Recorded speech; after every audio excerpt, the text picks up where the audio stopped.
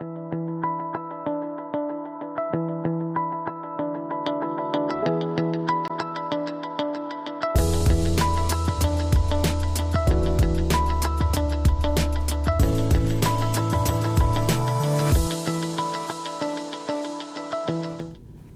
I'm Adil El-Mumni, Rheology Product Manager at TE Instruments. I'd like to welcome you and thank you for joining us for today's webinar. During the webinar, you can customize your viewing interface by arranging windows to your liking. You can resize the video and slide windows independently from one another by clicking and dragging the bottom right corner of each window. If you get disconnected at any time, please use the instructions you have received to log back in. You can access several different content windows by clicking the widget at the bottom of the screen. These include speaker bios, additional file downloads, and social media interactions. If you need help, click the question mark widget. Please ask any questions you may have at any time during this presentation by submitting them through the Q&A window, and we will answer as many of these as possible at the end of the webinar. Our guest speaker today is Dr. Jan Vermant. Dr. Vermant is Professor and Chair of Chemical Engineering at the Catholic University of Leuven in Belgium. His research focuses on the interfacial rheology of complex fluid-fluid interfaces and bulk rheology of colloidal suspensions, at each time focusing on linking structure and rheology. He is author of more than 100 peer-reviewed publications in the area of rheology and soft matter, and currently serves as the European editor for Rheologica Acta. We're very happy to have Dr. Vermant speaking with us today. The title of his talk is Superposition Rheometry. Jan? Thanks, Adil. Thank you very much for having me over here. So today we'll talk about superposition rheometry, which is kind of an old technique coming back to life, and it's very close to my heart being able to talk about this today. So let me first introduce my co-authors who were involved in this work in recent times. Sung-Young Kim is a postdoc who did the development of the superposition on the RSG2. It's been a collaboration with two of my colleagues on the faculty in Leuven, Christian Klaassen, and especially Professor Jan Meewis, who was a big advocate of this technique already in the 1970s, and we'll see some of his earlier work show up today. This work would not have been possible without the help of people at TA, Ali Frank, and then Ron Garitano and Mark Ellis in particular. Okay, so this is what I want to walk you through today. We'll talk about why would one need superposition rheometry? What is it good for? One of the difficulties in doing superposition rheometry is doing the experiments. It's a difficult experiment to build up, but finally there's a handy experimental setup, and I'll introduce that to you. And then I'll try to walk you through some examples for different material classes, including worm-like micellar surfactants, polymers, and suspensions. Apart from the superposition, I also will talk a little bit about the use of this device to do small amplitude oscillatory strain measurements in two directions, called two-dimensional small amplitude oscillatory strain. And there I will focus on anisotropic materials such as liquid crystals and nanocomposites. Okay, so this is what we all know, of course. We all are in love with linear viscoelasticity. It's wonderful. We have clear and well-defined material functions which we can probe either with a step strain, giving us a relaxation modulus, or with a compliance measurement using a creep test. And very handy, we can use oscillatory measurements and measure the moduli, the elastic and the loss moduli, using varying frequencies, and in that way probe a wide range of timescales in our materials. And this is really where the power of linear viscoelasticity lies, and especially through the use of oscillatory measurements, we can probe the dynamics of these systems at a variety of timescales. And so you get a dynamic fingerprint of your material, which tells you something about the structure, and so you can use rheology as an analytical technique. And part of the idea of superposition rheometry is doing the same, but now under flow, in nonlinear conditions. And so when we go to nonlinear responses, and that's difficult, and we don't always like that as much, it's a little bit more complicated. We don't have the same unique set of material functions. Depending on the response of the material, we need more, but we get a complex nonlinear response. The viscosity depends on shear rate. We might have complex extensional viscosity behavior, normal stress differences which occur, and these are a little bit harder to predict and link. But what is common to all materials is that the underlying cause for nonlinear viscoelasticity lies in the structure that becomes affected by flow. And when we apply flow to a complex microstructured products, there are typically two things which change. One, we can change the dynamics of the constituents. For example, I have some movies here. We have a flocculated suspension. This is actually a two-dimensional one. And when we subject it to a shear flow, as you see on the left, you see that the network breaks up into aggregates which become progressively smaller. The microstructure also becomes anisotropic as these things get deformed and oriented by the flow, and hence we will have a change of both the mobilities, the relaxation times, the dynamics of the systems, and the anisotropy. So, and this is this is what makes rheology difficult. It is nonlinear and it is tensorial in nature, and superposition rheometry will try to address those things. A second example from the work of my colleague Paula Moldenaars in Leuven is on two-phase systems. Here you see a little movie of a emulsion, quite not very concentrated, but an emulsion of droplets subjected to a strong shearing flow. As you see, the droplets get deformed, they get oriented, they break up. So again, we see a change in the size of the objects, and we see a change in the orientations. And this is typical. The size will relate to the mobility of these droplets and to the time scale with which they react to deformations. The microstructural anisotropy is also something which will affect the rheological response. And finally, of course, this is a movie from the work of Steve Chu on large DNA molecules subjected to flow, which really clarifies very well what happens to polymeric systems and related. And I'll go a slide back, excuse me. And that basically shows that polymers, this is a DNA molecule subjected to shear flow, that polymers get deformed, stretched, oriented, and they tumble and they have complex dynamics, and it's those dynamics that will be reflected in the microscopic rheology. And again, we get a change of the relaxation times when this would be a concentrated polymer solution where we see disentanglements taking place and things like that, and hence you change the fundamental mobility of the chains, but they also become anisotropic. And so how do we typically probe these nonlinear responses? Well, we try to visualize this as we just have done. So there's a number of rheoptical tools which are at your disposal to do this. Small angle light scattering or X-ray or neutron scattering, techniques like birefringence and dichroism, which you can use to probe dynamics in a very detailed manner. Microscopy tools are finding more and more their way into the field of rheology, especially with the advent of powerful confocal microscopes. But the problem is that these measurements are not always possible. So you need the right amount of contrast. For light scattering, you need contrasted refractive indices. For X-rays, electron densities. Birefringence, you don't want too much turbidity either. So often these techniques are somewhat limited, and you need to more or less adapt your system to the technique that you want to use to study them. Rheological measurements are also very powerful to look at flow-induced microstructures. I mean, the shear rate dependence of the viscosity or the occurrence of normal stress difference is an emanation of the changes in the microstructure, and we can use that to understand, and even steady state flow measurements are useful to understand a system. Even more powerful are transient measurements, where you look at how the viscosity changes as a function of time. When systems are thixotropic, you can do more complex deformations, like you shear in one direction and then you change the flow direction, and that is called a flow reversal, and you really dramatically change the orientation very drastically, and you can probe that. You can use more complex flow histories like intermittent forward flow, intermittent flow reversal, which probe the structure by mimicking some of the things which might happen in a process and trying to understand it.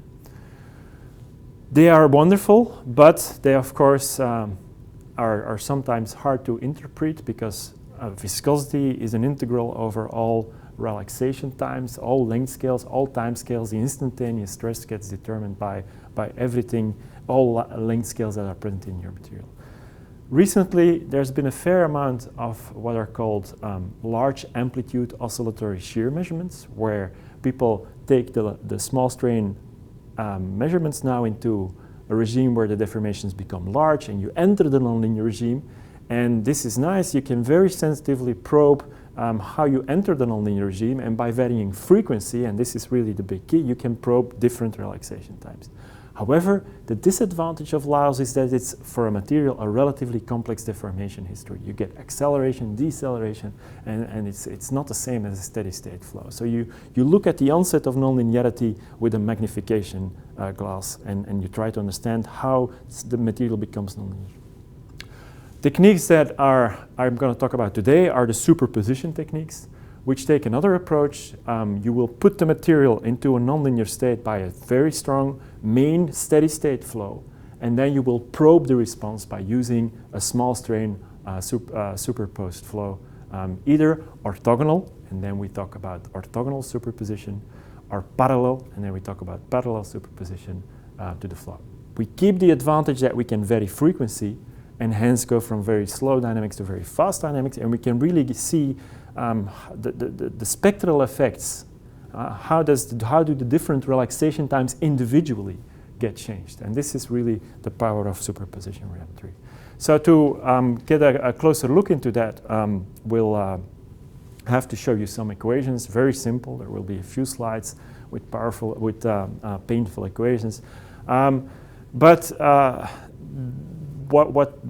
What is important is that we get the main idea, is that you kind of do a perturbation analysis of the nonlinear state by applying a small amplitude strain, a small amplitude deformation on a system which is being subjected to a strong flow. So you've put the material in a highly nonlinear state and you try to do that. And you can probe both these changes in relaxation times, and we'll see that to some extent we can also probe the anisotropy in the system.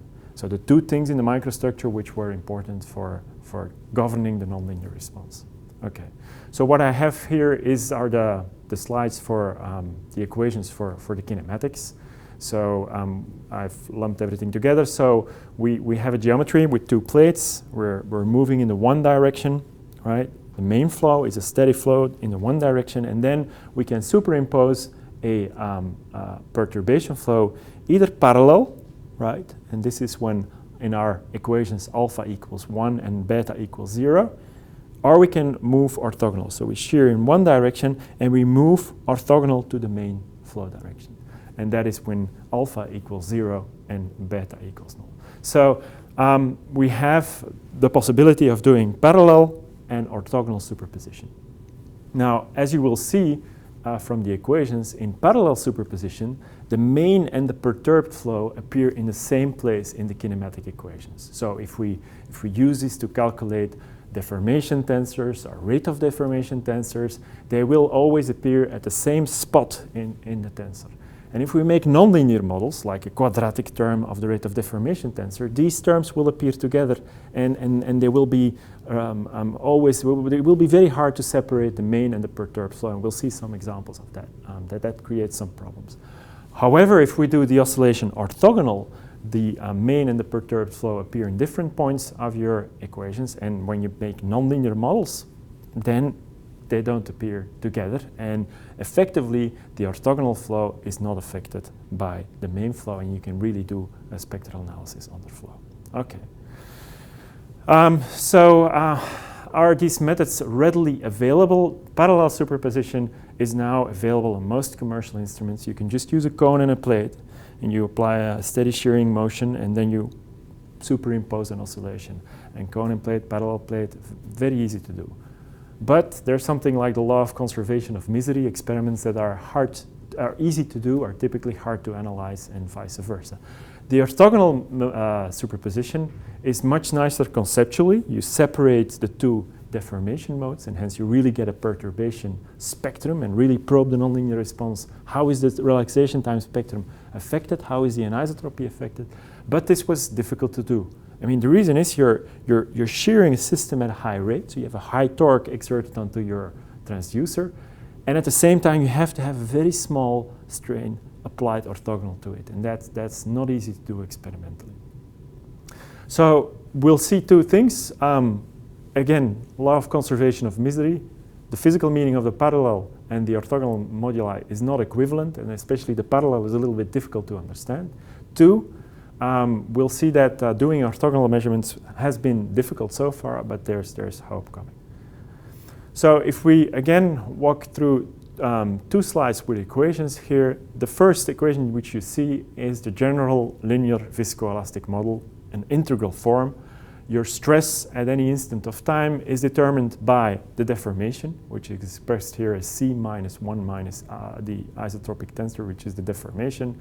And then you have an integral over the relaxation spectrum, which in the linear case is well-defined, unique, and is the reason why all the material functions of linear viscoelasticity are nicely connected. An idea which was proposed by Yamamoto, which is not really a constitutive model, but a good way to look at these superposition experiments, is to make the relaxation spectrum depend on the rate of deformation, right? And now if you want to do that properly, you of course cannot just write the relaxation spectrum depends on the shear rate. We have to make, it's a function, we have to make the relaxation spectrum depend on an invariant of a tensor, as you may remember from those painful classes on continuum mechanics and nonlinear rheology and non-rheological models. But the thing is, we use this idea of associating a perturbation spectrum with the flow. So the H, relaxation spectrum in blue, is a function of tau, the relaxation time, and the rate of deformation, or the invariant of the rate of deformation. When we calculate this second invariant of the rate of deformation tensor for the kinematics which we just had, and we expand this as a series, the equation on the bottom tells you how this perturbation spectrum relates to the flow. So we have a perturbation spectrum which depends on the shear rate, right? H tau gamma dot squared, the first order term. And then we have a second term in the equation which tells you that there's a term in parallel superposition where alpha is 1, where we also depend on how the spectrum changes with shear rate. So we have the derivative of H with respect to the shear rate. And then we neglect the higher order terms, which is something which we can do as the strain, gamma naught, of the applied oscillatory deformation is small. So why is this important?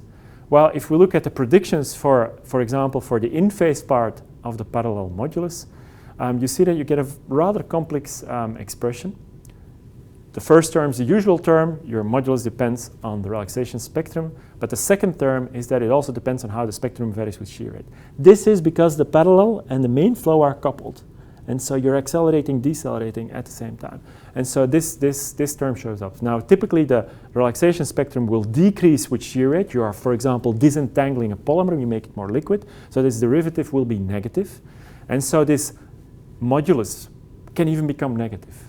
So I have not used the word storage modulus or elastic modulus for this G prime parallel. The reason being it does not have the physical meaning of a modulus. I mean, it can become negative, right? And initially people thought it was an error, but it's just a consequence of the fact that this derivative is there and your phase angle can go wherever it wants to go. So the parallel moduli are a little bit more difficult to analyze. You will need, if you want to learn how your relaxation spectrum varies with shear rate, you will have to make some assumptions about the derivative, and it's an ill-defined problem mathematically. The orthogonal case is what we are used to. We just get a direct relation between the spectrum and the moduli, and hence we can use all the tools which we have from linear viscoelasticity.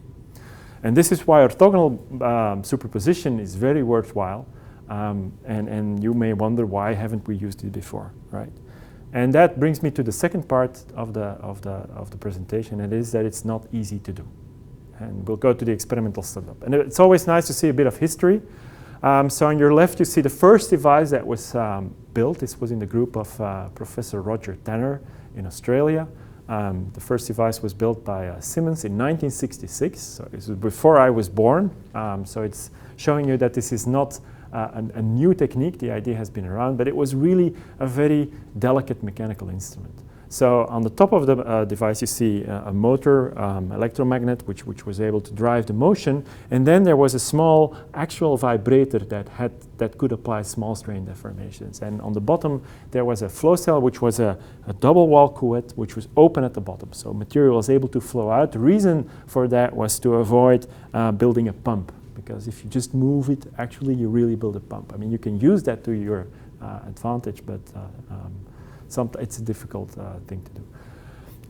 The second device which you see on this graph was built by Professor Mewis in Leuven with the goal of looking at suspensions. They used a normal cuvette which was open at the bottom, and as drive they used again an electromagnet to drive or a regular motor to drive the motion, and they had two leaf springs which were able to detect torque, yet were able to move with micron meter amplitudes. And this is why it was so difficult. These springs would buckle, misalign, and it really was a nightmare to operate. Similar devices were built in the Netherlands, Jorrit Mellema in the 19s, where they built a similar device to the Siemens device. And then by Valery Kulichikin and his co-workers in Russia. Again, people recognizing this powerful idea, but at every time they were very delicate instruments.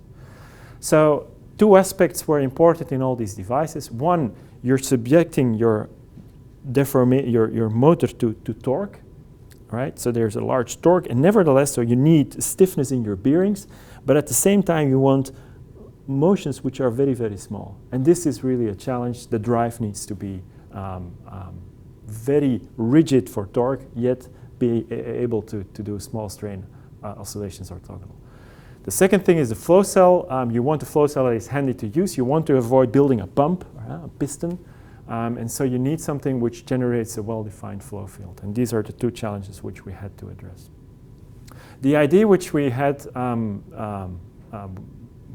this is something which I did when I was still a graduate student for Jan Mewis. So he gave me the 1978 device and asked me to get it back in shape, but I did not see that possible. So after talking to especially Mark Ellis, we got the idea of using the force rebalance transducer, and especially the normal force loop of the force rebalance transducer, as a drive for the oscillation. So normally a force rebalance transducer works like a balance, right? So basically you apply a force to the system, you get a deformation, and then there's a little servo motor that corrects for the deformation. And that's how you work in both torque and normal force. Now what we do here is, instead of keeping the normal force position fixed, we now inject a sine signal and make the normal force transducer follow an up-down motion. And because it is designed to do that, and it's nicely enhanced in bearings, this can be achieved with the precision which one requires. And so that was really something which we did some time ago. At that time on an RMS 800, we've modified it for an ARES, and now with the ARES G2 it actually becomes easier and even more accurate to do so, and we can get very high resolution measurements. The second aspect which we had to solve was design of a flow cell which was flexible and easy to use, and there we used a double wall cuvette, as shown on the right here, where we did something special to the bottom of the double wall cuvette. So why, even with the double wall cuvette, you are still displacing a little bit of material below the rim of the inner cup, right? And so when we push down, the fluid will be pushed up in the gap if we don't have everything. If we move up, fluid will be sucked in. And so to prevent the pumping flow, which would lead to a nonlinear deformation profile in the gap, we basically opened up the inside of the double wall cuvette such that fluid will be pumped out. And I have here the geometry as it is today. So here's the inside. It has a ring under which, when I move this, material will be displaced. This is the cup, and I will disassemble this. And as you see on the inside of the cup, right, there are little holes that allow you to push material inside of the geometry and avoid the pumping flow. And then we get a very nice homogeneous deformation profile in the gap. And so with that, we get good data. This is some older data that just shows you that if you use the orthogonal motion just in the quiescent state, that you get perfect agreement with a normal measurement of G prime and G double prime, and the data that you get with this orthogonal device. The data agree perfectly within accuracy.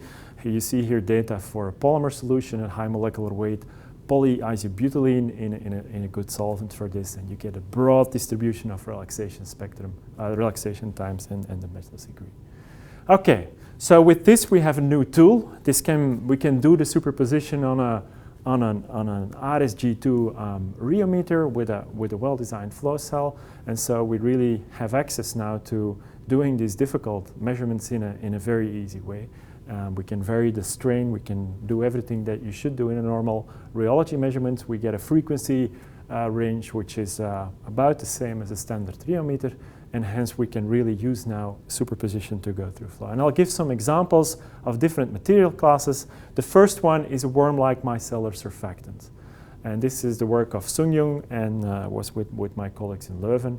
Why do we like this? Well, these are interesting systems because they are simple.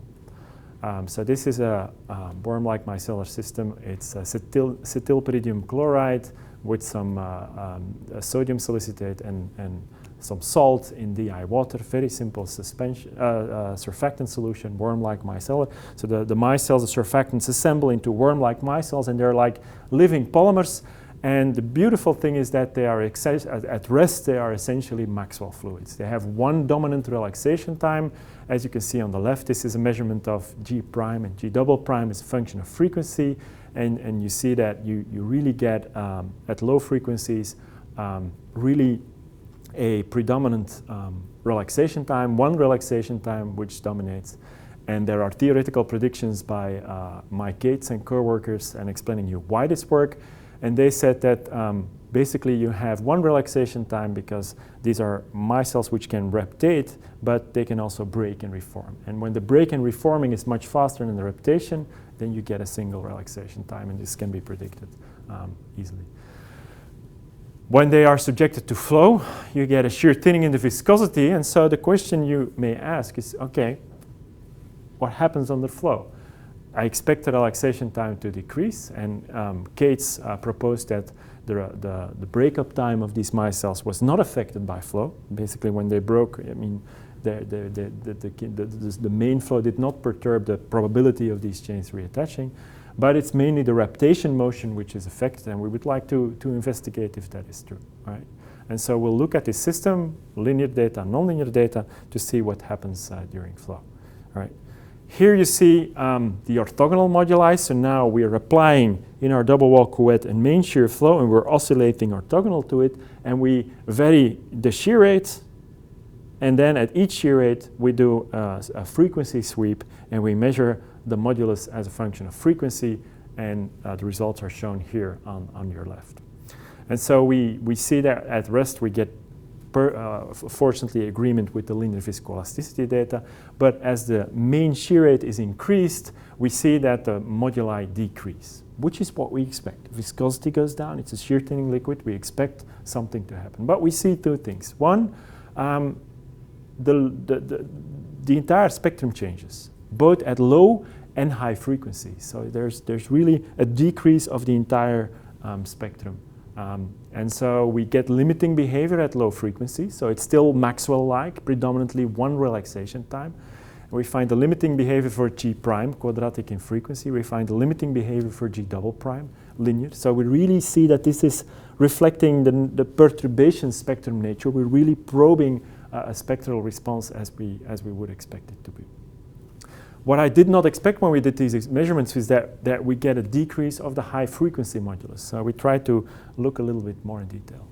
The lines through these data are fits of the so-called Hizikus model, but I won't go into the details of the modeling, but superposition moduli will also help you to understand why this goes.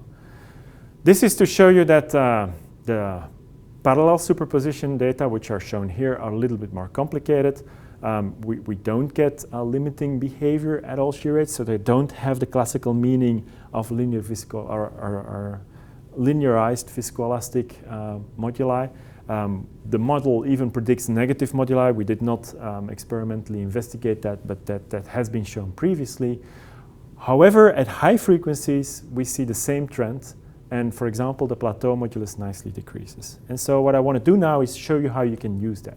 For example, we can try to use the decrease of the high frequency modulus to learn about the microstructure. These worm-like micelles are entangled, and from the high frequency modulus, we get an idea about the entanglement density. This is classical rubber elasticity. And so we basically can measure the mesh size of these worm-like micelles from the superposition moduli. And on your right, you see the mesh size as a function of C rate. And we see that the mesh size goes up, which is what you expect when you disentangle a system like that. And then you expect that the relaxation time given by reptation goes down. And that we can also get up. Second thing we could do is here I compare the orthogonal and the parallel moduli. The high frequency moduli occur. And this is something which we should keep in mind. The parallel superposition, I get a coupling between the main and the perturbed flow. But when I'm going fast enough with the perturbed flow, I'm not affected by the main flow. So the high frequency data in parallel superposition, I still can use them. And they really are not affected by the slow flow, which is so when I use the high frequency data in parallel and orthogonal, I get a view of the mechanical anisotropy in the system. And in this case, it was isotropic. So at high frequencies, where I'm probing short timescale dynamics, very local dynamics, I see that I get an isotropic structure on these length scales. So flow is not, in this case, orienting segments. I get really a mesh which is present there, and I have a homogeneous structure on small length scales. But when we zoom out and go to lower frequencies, larger length scales, I see one that I can no longer use the parallel superposition directly, but the orthogonal tells me what goes on with the relaxation time. And so we can use this data to, we can use this data to look what happens to the relaxation time as well as to the breakup time.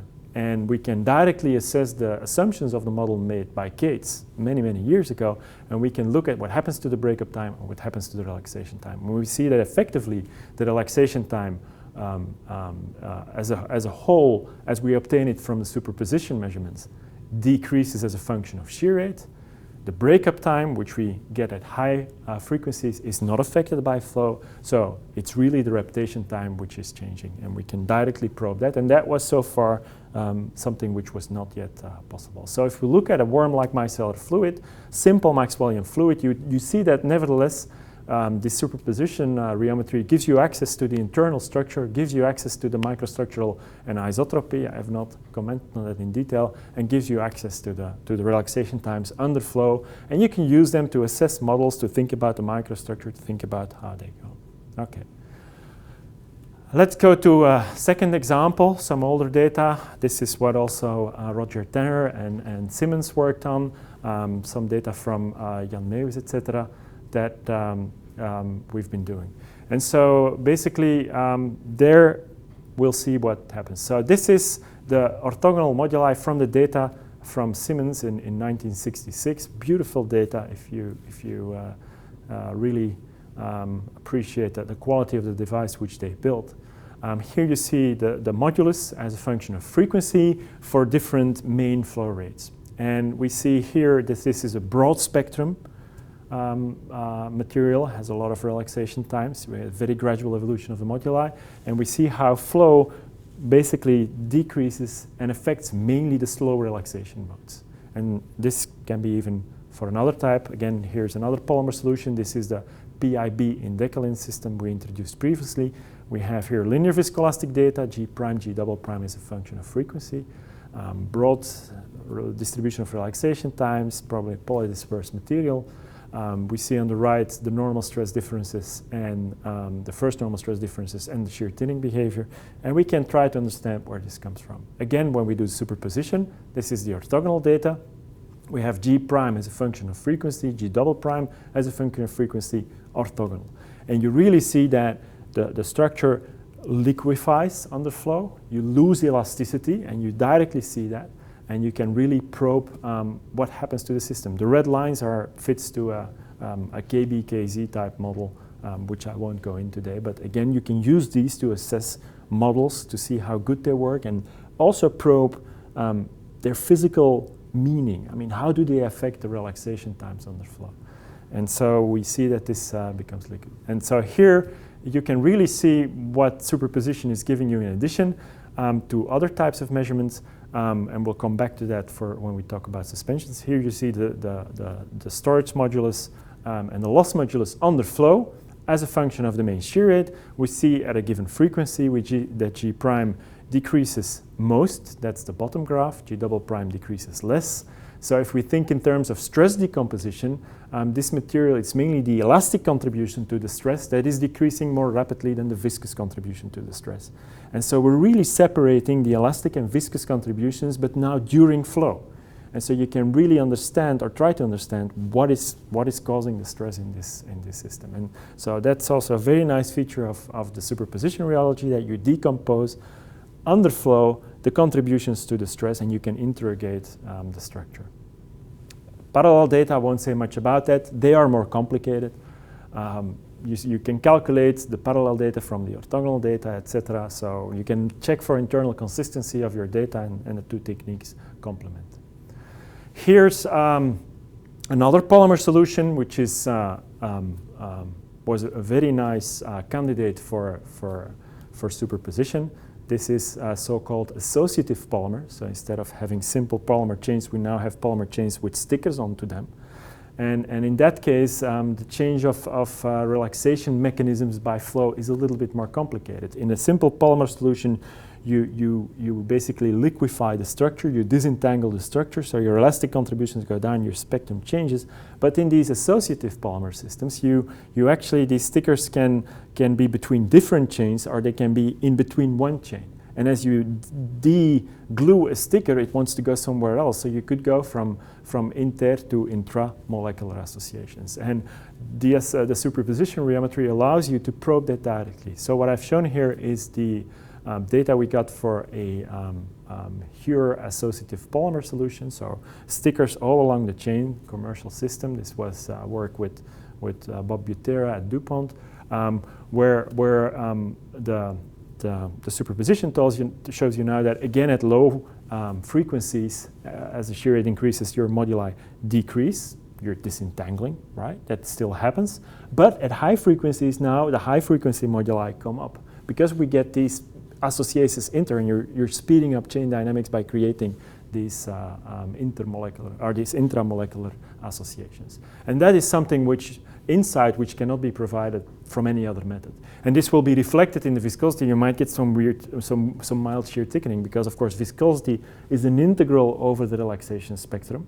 And so as these things balance out, you can really see where this comes from, and then think back to how you should optimize your material if you want a certain type of behavior. Okay. The last example for superposition rheometry is when we look at suspensions. This is work from Jan Meeuwis, first in the 1970s, and then together with Conrad Dullard in 2005, where now we will go back to that example of a flocculated suspensions, where we had this little movie with the aggregates network changing. We'll try to see, okay, how does this show up in the relaxation spectrum? Can I probe these flow-induced changes by superposition rheometry? So the first thing is from the work of Jan Meeuwis and Gustav Schaukes. This was a network of carbon black suspensions. And as we remember from the movie, we expect this network to break up completely. And so here you see the directly calculated from the moduli the spectrum as a function of the relaxation time for different shear rates. And at rest you have a very broad distribution of relaxation times, because you have the mobility of the little flocks all the way up to a network which spans the entire gap between the two plates. And when I wiggle this about, I get a very broad distribution of relaxation time. When I subject this to flow, the entire spectrum comes down. I break up the connectivity, I make these objects smaller, and I really see the entire spectrum coming down, and I can understand why I see changes in the viscosity. And so really understand why the system is shear thinning, and really unique insight into this code. And I can take this a step further, and this is what Conrad did, and try to see how this links to the thixotropy, which occurs in these types of suspensions. A very important aspect of rheology, which is still a little bit ill understood right now. But for example, Conrad used silica particles in a polydimethyl siloxane matrix, and together with Jan Meeuwis, they started to look at, okay, can we understand when I have a thixotropic response, and for example, the graph on the left shows you how the stress recovers after a sample has been pre-sheared at a high shear rate and then is subjected to a lower shear rate. So we destroy structure, and then we want to understand how it builds back up. And what Conrad did very carefully, he measured what are called stress jumps. So he destroyed structure, sheared to a certain time, and then stopped the flow immediately, and even by very careful measurement separated the viscous contribution, which drops back to zero immediately, and the elastic contribution, which then decays more slowly. And he did that for a number of shearing times. And these are very long experiments, really a patient study. But you can separate the viscous and the elastic contributions as the structure is being built up. And you see the result on your right, and this is really an immense amount of work that went in there. You see the stress as a function of time, and then you see it separated in a viscous and an elastic contribution, and you see how the elastic contribution builds up. And that gets you thinking about how does the network reconnect, and you can use this as input for models for thixotropy. However, you can do this easier, and this is unpublished data from Conrad's thesis, where when you do the superposition measurements, you get this directly in one. Right? So here you see in yellow the stress, the overall stress during a step-down experiment. Sample has been pre-sheared, broken down structure. You slow down the flow, it builds up, and the stress goes up. And you see that in this case, it's the elastic contribution that goes up. And it's combining stress jump measurements, and then which are given in color, and then in black and in white are the symbols obtained from an orthogonal superposition measurement at relatively high frequency, where you see that they basically trace the stress. So you can use superposition measurements to get access to the elastic and the viscous stress components in a transient flow history if the evolution is a bit sufficiently slow. And that's really powerful to help you think about, okay, what really brings viscosity to my system? Is it the viscous contribution affected by medium viscosity, or is it an elastic contribution affected by interparticle interactions, particle size, and how should I engineer my system? Okay, so with that, I hope I've shown you already that superposition is a very nice method, and we'll go one step further, because we've mainly been focusing on relaxation time so far, and now we'll try to see if we can do measurements of the anisotropy. And so a first example are obvious candidates for anisotropic response. This is data from a few years back on liquid crystalline polymers. And this was work with Lynn Walker, who's now at Carnegie Mellon, and then my colleagues Paula Moldenaars and Jan Meeuwis. And this was on looking at when we have a liquid crystalline polymer solution, how does it behave under flow? So here you first see a little cartoon with the structure. So these liquid crystals are rigid rod-like polymers. These were polybenzyl glutamates, have a helicoidal structure, and they're really rigid in a solvent. And then when we put them in solution, they will, by excluded volume effects, they will form local nematic order. And they're very ordered, but when I just pour them into a beaker, I have no control over the orientation. I have bits of the material that are oriented like this, bits like that. And so I have a polydomain structure. And when we apply flow, we will orient the material, make it anisotropic. And we wanted to understand in this study, how does flow control orientation? So the superposition moduli were a bit boring. They probed mainly the local orientation, and they were not very strongly affected by flow in the range of shear. What we mainly were affecting is the macroscopic orientation. And to probe that a little bit more in detail, what we did is we basically were using a oscillation both parallel and orthogonal to the main flow. So in this case, we're not doing this during flow, but after flow. So we are basically pre-shearing the sample, we stop, and then we, in a plate device, we first oscillate like this, or a cone plate device, we oscillate in the same direction, or we use the orthogonal setup to oscillate orthogonal to it. So this is, upon cessation of flow, probing the anisotropy of the mechanical properties in two directions. And you see here how the strain and corresponding strains are involved. This is an example of the dynamics upon cessation. On the left, you see the orthogonal modulus. On the right, you see the parallel modulus. In this case, the system was pre-sheared. We stopped, and the orientation increased. Right? So when we were shearing, we stopped the orientation. The excluded volume effects made the orientation in the flow direction even better. So when we were probing the parallel moduli, they were becoming lower because it's very easy for these rods to slide past each other. When we were probing orthogonal to it, we saw that as the orientation goes up, you actually see that the modulus increases because it's much harder for them to move sideways.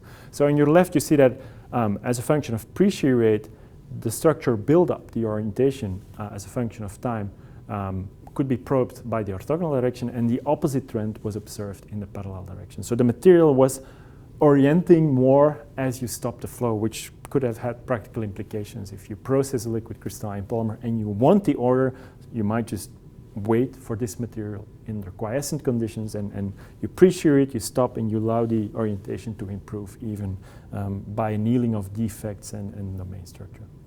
So this is an interesting approach. Can we use this to do this? The last example, this is not on liquid crystalline polymers but on nanocomposites, was a clever idea by Christophe Maubuchon from the group of Pierre Carreau and Marie-Claude Hezé. And they actually took this superposition, this straining in two directions a bit further. So the idea that Christophe had was, okay, so when I'm applying a shear flow, and I stop, and then I have my parallel oscillations and my orthogonal oscillations. If I combine both deformation modes and I vary the amplitude of the two, I can basically probe every straining direction in my material, right? I can probe every straining axis and probe every orientation.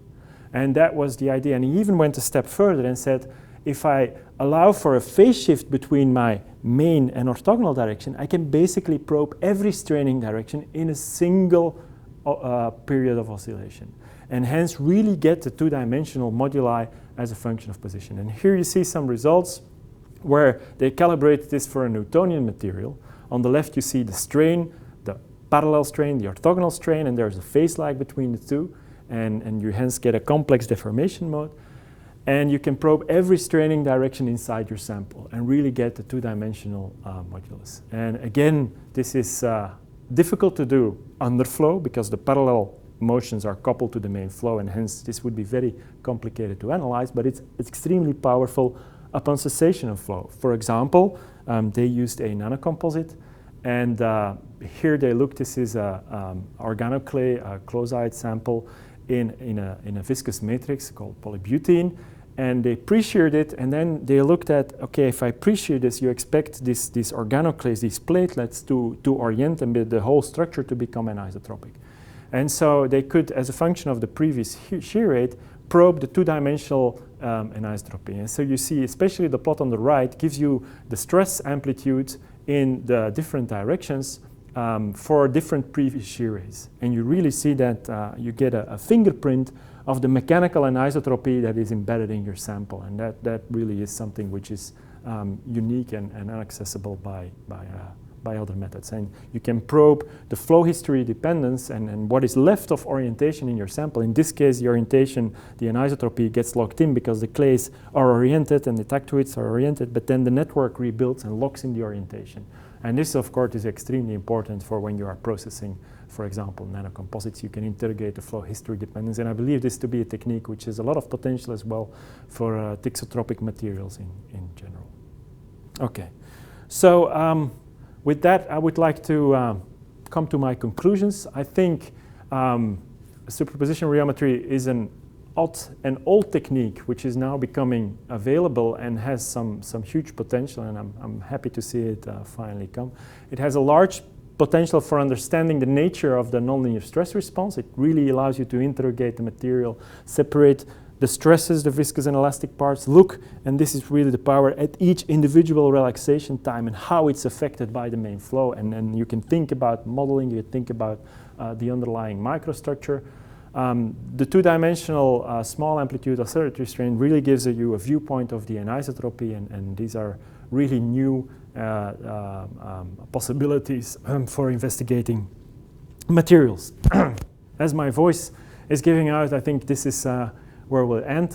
So I really would like to thank you for your attention. And Adil, if there are questions, I think we will be happy to look at these. Okay, thank you. Thank you, Jan. Before we continue, I'd like to make everybody aware that there will be a recorded version of this webinar available on the TIA website.